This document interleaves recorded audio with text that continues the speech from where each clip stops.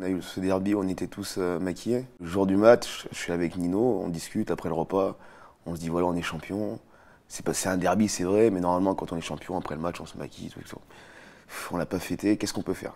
Donc on discute, on appelle chez Greg et Juni, 2-3 anciens, pour leur dire les mecs, bon allez, on va aller acheter des bombes, on va aller acheter des trucs, ça vous dérange? Ils n'étaient pas trop pour. Il faut être conscient qu'à ce moment-là, c'est une prise de décision hyper importante, que ça va amener de l'animosité supplémentaire. C'était plus par rapport au contexte que nous, anciens, on va dire, on prenait conscience qu'on allait attiser un peu les braises, quoi. Vu que c'était un derby, il fallait pas se rater. Il y a toutes les caméras qui nous voient arriver comme ça.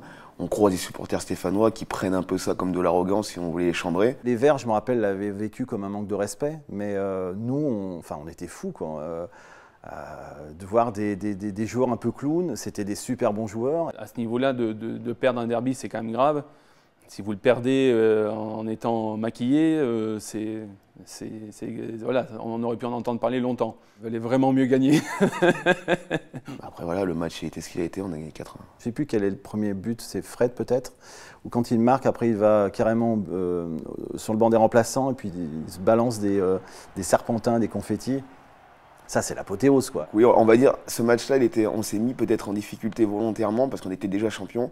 Il fallait peut-être un autre truc pour nous stimuler et on s'est mis en danger en faisant ce maquillage. Je crois que si on n'avait pas ressenti ça, cette force collective, on n'y serait pas allé, quoi. On n'aurait pas osé le faire. Et puis gagner 4-0, là c'était l'humiliation extrême pour les Stéphanois, je pense.